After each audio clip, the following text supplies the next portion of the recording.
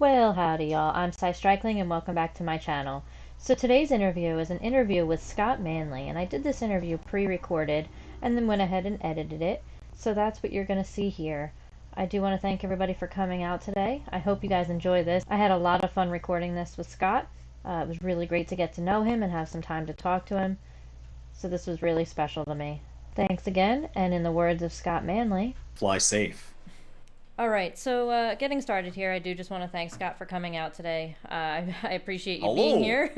I appreciate you doing this again since I kind of messed up a little bit the first time, but that's all right. We got everything going That's now. okay. You edited it out, right? And you can Yeah, edit out yeah, all mentions of you making that error. of course.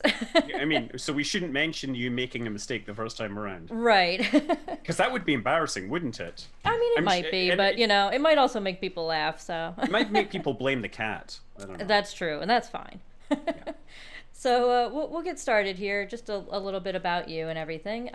What made you kind of start out and doing videos on YouTube and stuff like that?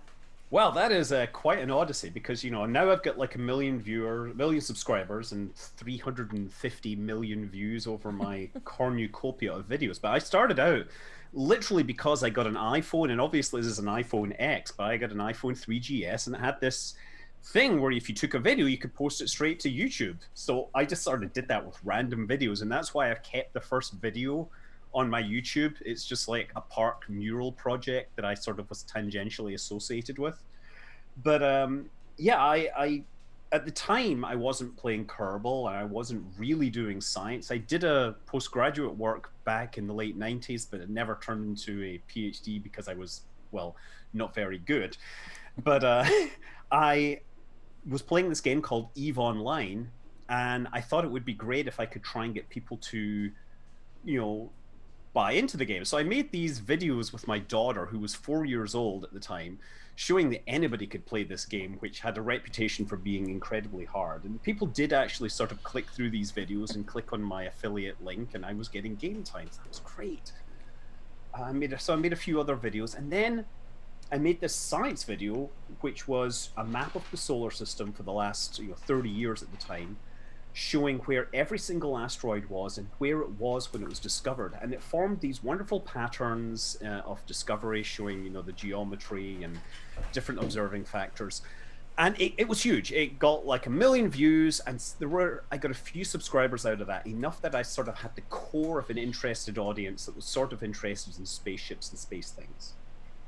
And then Kerbal Space Program came along, and I was in the sort of unique position of being a gamer that had a little bit of an audience, and also knowing orbital mechanics and knowing enough orbital mechanics that I could actually explain to people what's going on, how the rocket equation works, how orbits work, how rendezvous work. And so it didn't initially pick up, but eventually I got very much identified with Kerbal Space Program, and I think that it has been great because I've been able to use it not just to get an audience, but more importantly to educate that audience. And the thing about Kerbal Space Program is it's about rocket science, and I would fill the time talking about science. And of course, now people largely tune in just for me talking about science. Uh, and the other thing about Kerbal was that it was slightly outside my area of expertise, and people were rather forgiving in the early days because I would say things I hadn't really researched well, and I would get called on it. And so my errors, I became more and more careful about not making errors. And I did a lot of reading. And now that sort of effort to not get called out for errors is largely what drives my research. So that's how I got to here today. So where I'm now making Awesome. almost all science videos and spending lots and lots of time researching them. Well, that's awesome. I enjoy hearing about, how you got started and stuff like that. I definitely, years ago I started my YouTube channel and it was just, a video here or there of my birds and, something, goofy here and there. But then, just recently kind of got doing it more, after my dad's passing, kind of taking over what he did and then starting, videos on my own. So, it's definitely great to hear, how somebody got their channel started. I know you do enjoy playing Kerbal and other games like that. Do you also stream to other platforms other than YouTube, like I Twitch or stream anything on like that? Twitch, yeah. And Awesome. last night I decided that I was going to put up a green screen, put on my Rebel fighter pilot uniform with the helmet and the orange suit and everything that I sewed, and I was playing Star Wars games with the X-wing backdrop up and everything behind me. It was great, Wow. except that I did have a little too much beer. There's really no such thing as too much, but maybe maybe a slight Well, the excess definition amount. of too much is too much. Yeah, true. Oh boy. Well, what kind of educational background do you have?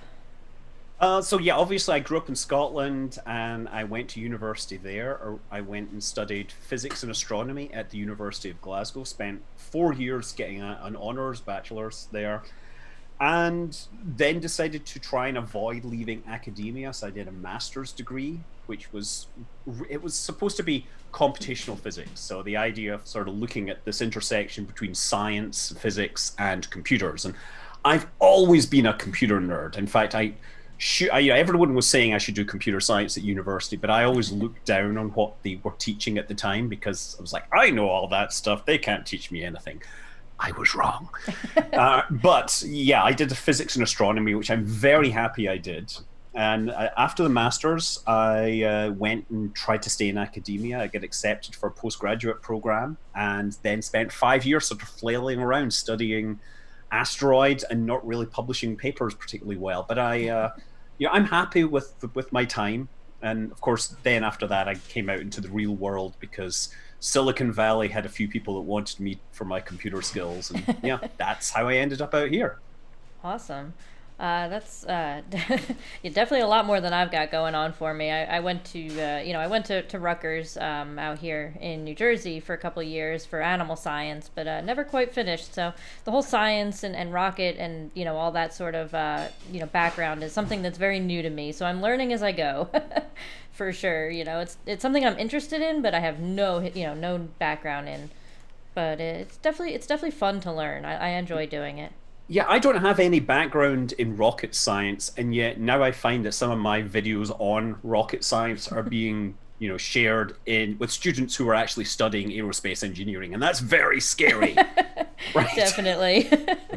But Oh, jeez. and it's always great to see, meet people that are at university that's doing this and say, "Oh, we saw your video in our class." It's like you're way more qualified than I am, Jeff, because you're actually studying this. Yeah.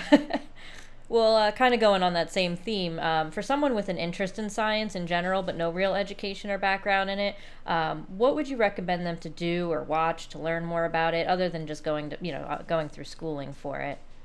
I mean, I think at this rate, there's so many online courses you can do that are essentially free. There's a lot of the problem with a lot of the online stuff is it's not as well structured as a class.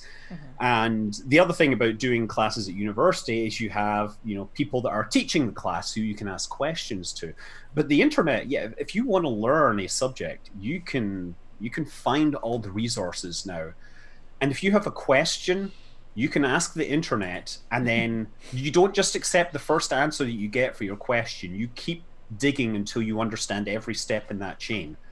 And that's kind of where I've learned all my stuff recently. And right now in the last 3 or 4 months, I've sort of taken a sidestep into biotech and Okay. biology because I've been getting Science magazine, and a lot of that is just genetics, Hmm. biosciences. And I just get this every week, and I'm just reading it cover to cover, trying to understand everything in it. So yeah, I think that it's a question of being inquisitive and thinking of the questions you want to ask and then trying to figure out how to answer them. And the internet is great because it has all this stuff. You just have to be skeptical of every single answer. Definitely. Yeah, absolutely. I mean, that's one thing I've learned just from, just doing some brief research of my own is, I don't stop at the first answer. It's always keep going, see what else others have to say and what else there is out there. And it's definitely gotten me far so far, at least. So, what type of videos do you like to make most? And do you have any particular video of yours that's your favorite? I mean, I love the ones that are the deep research on the fundamentals that have been, are considered sort of educational. And I'm very proud of my nuclear series of videos, series on how atomic weapons work and how Chernobyl failed and various other stuff. But equally, I'm also very proud of my series Kerbal Space Program Doesn't Teach. And so it's things like, here's how attitude control systems work, here's rocket plumbing, nozzle geometry. And all these things sort of start from, if you know Kerbal Space Program, then you know this much, but here's the science.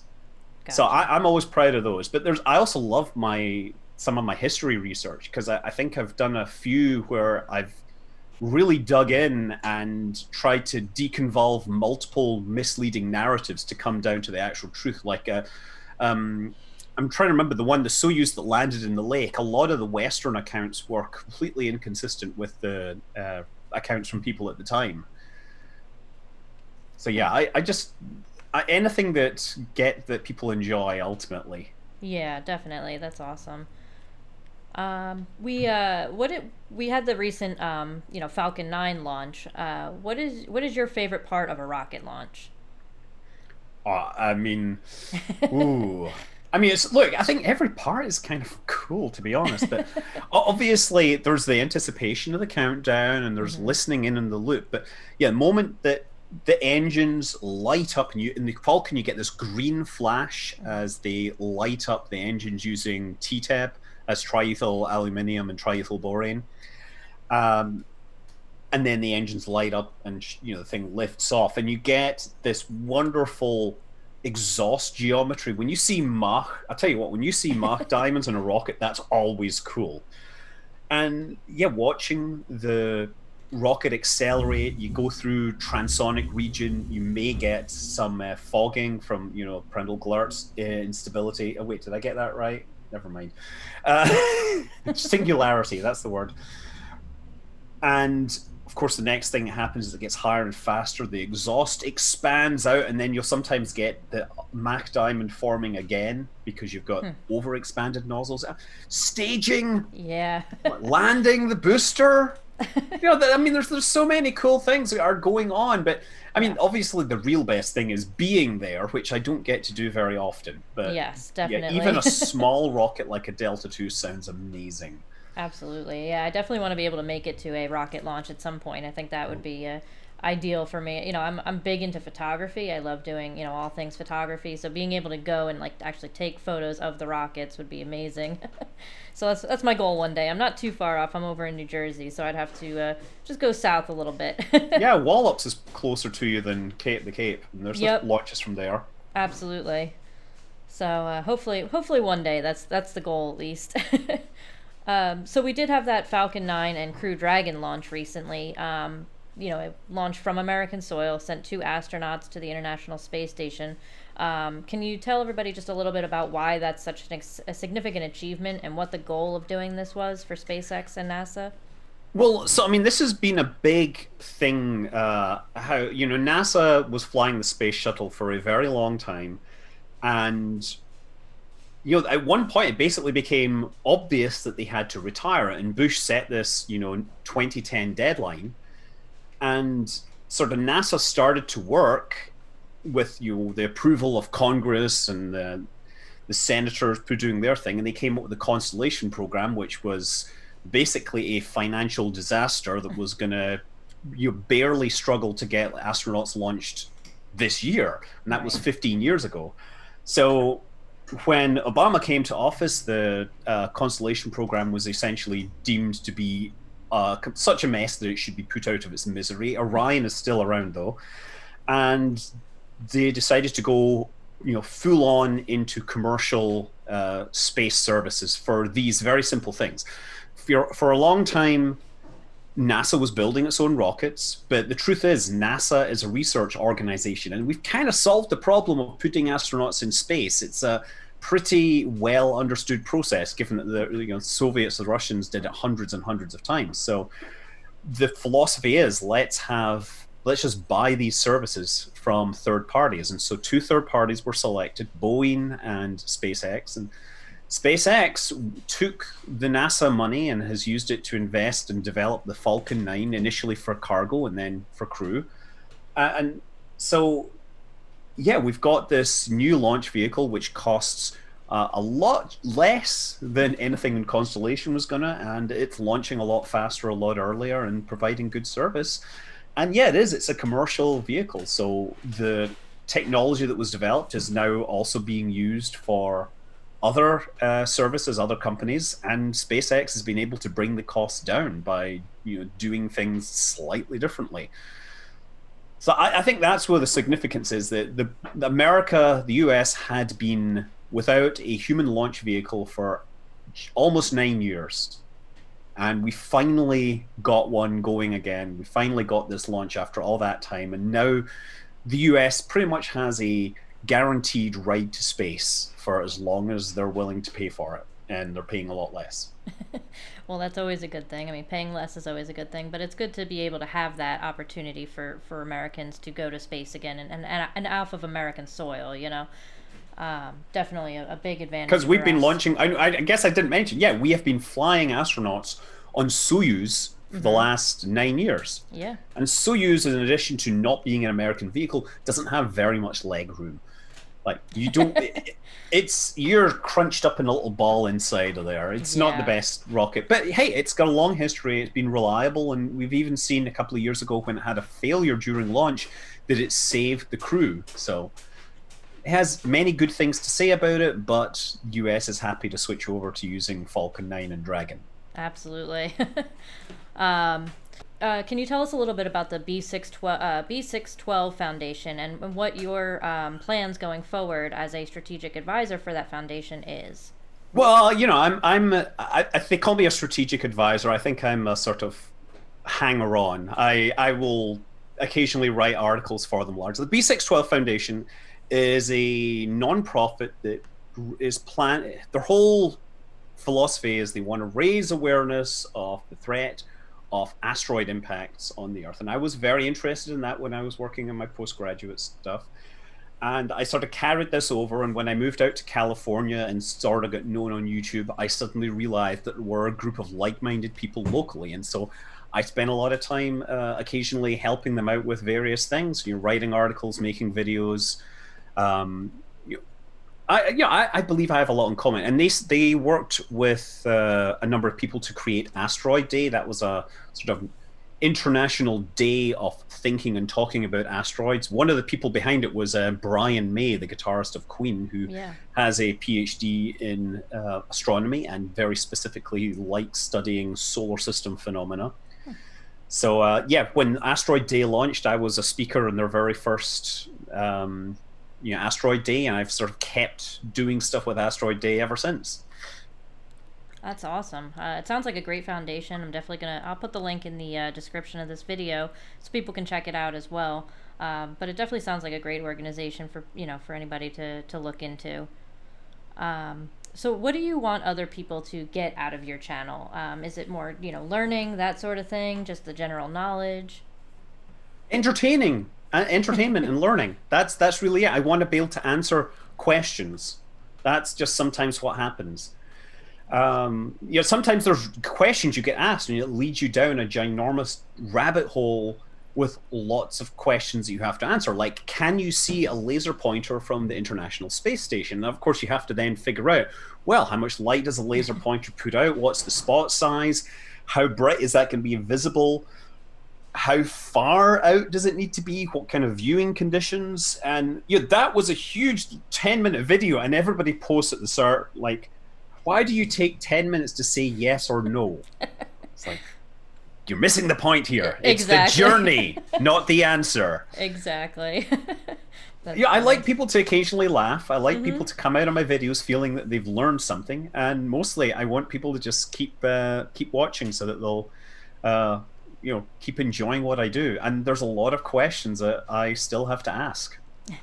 Yeah, I mean, it definitely seems like your videos are they make learning more fun. When I watch them, it's like it's entertaining but also informative. So I kind of get the best of both out of it. So we also had a question from a mutual viewer of ours. He wanted to know, was the hello greeting accent driven or said that way specifically for your channel? So the hello, right? That's really how it started, and Mm-hmm. that actually goes back to somebody I knew at university, I guess. And I'd always meet him, and he'd always greet everyone and say hello, and I'd be say hello, and I sort of that went away for a long time, and I guess I started doing it on my video series.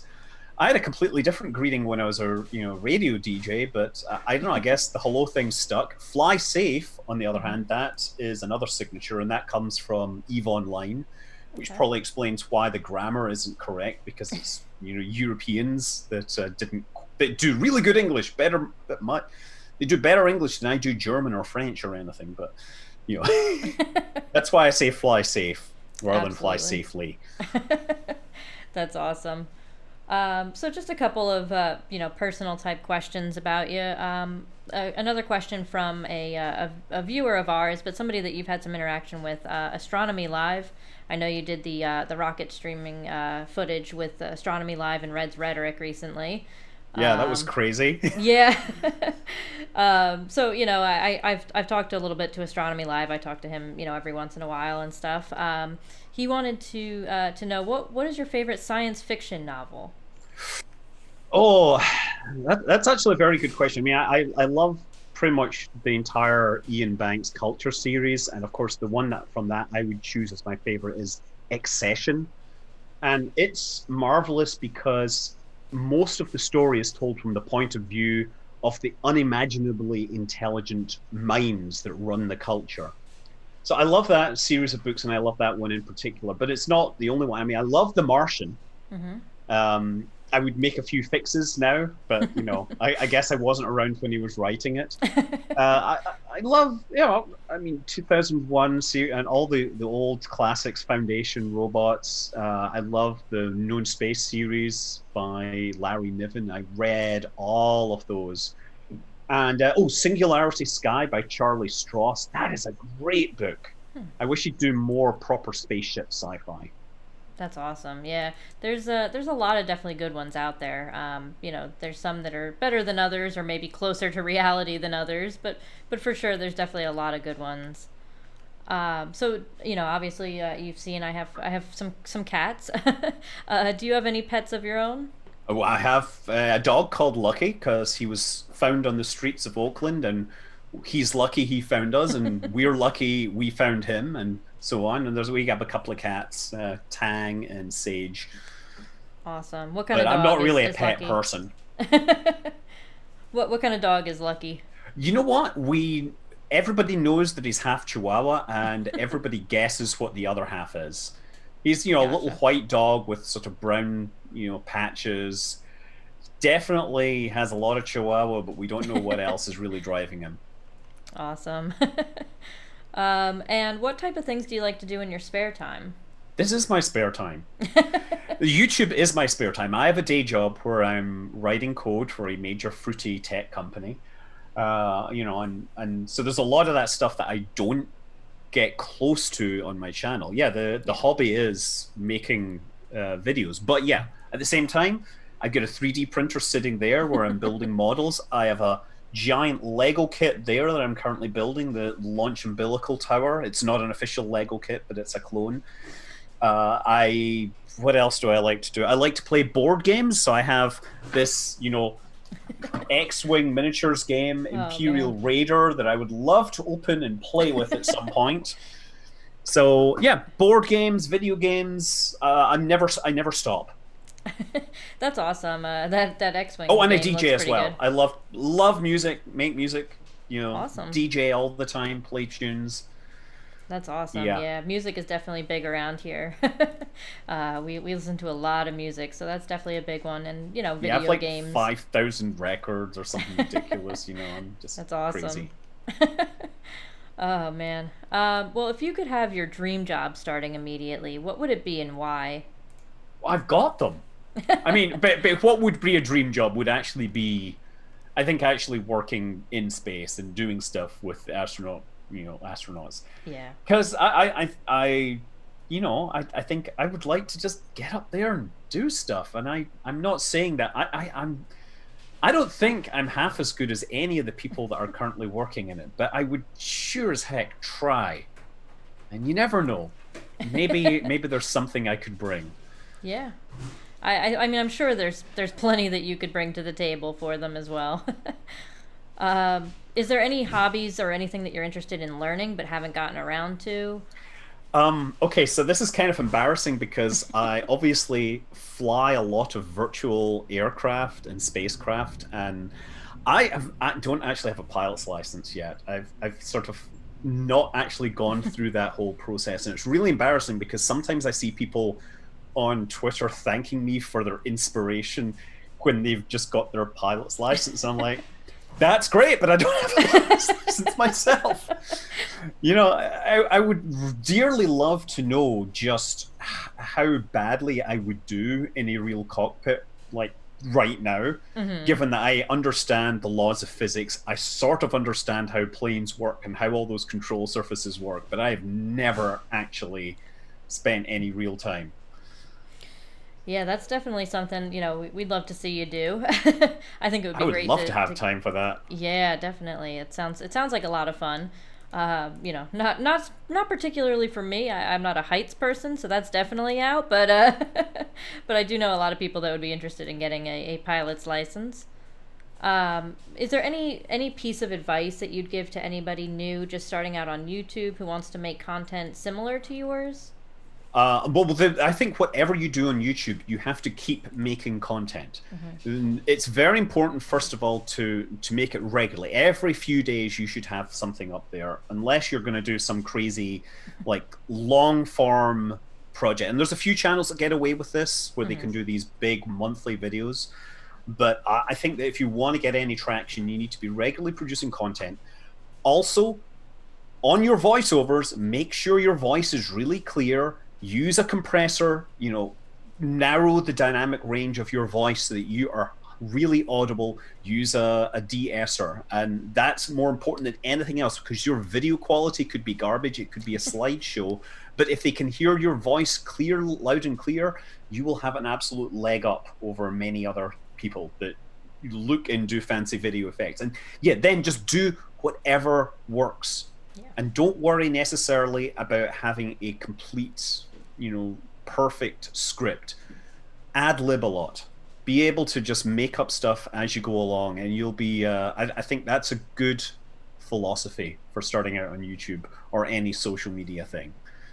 Yeah, absolutely. That's some great advice, and I do appreciate that. I'm sure a lot of my viewers will appreciate that as well. A lot of the people that I'm in the community with on YouTube deal with flat earthers or people that think that the Earth is flat. Have you had any interaction with those sort of people or any thoughts on that? All the time. What my first thing about flat earthers is, it's very easy to prove that the Earth isn't flat, right? It's trivial. It's much harder to prove that the moon isn't made of cheese. So why do we have a flat Earth society and not a moon and cheese society? That's a good question. Right. I never really thought of that. That's. But yeah, I mean,